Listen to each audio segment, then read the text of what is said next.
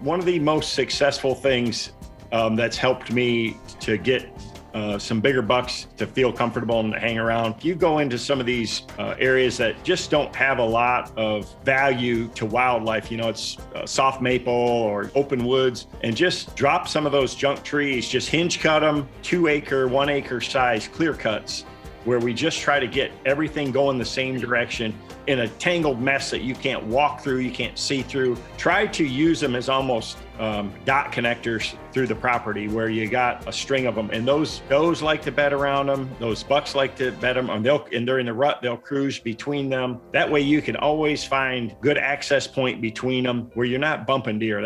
That's the 2 most important things: is give them security cover that you don't go into, and you can do it in small little spots like that, and then have a way in and out where they don't know you're coming or going. We go in with a leaf blower and blow our trails in the fall, so I can get in and out of the woods quietly. Wow, that's serious. That's good tips right there. It's brilliant, actually.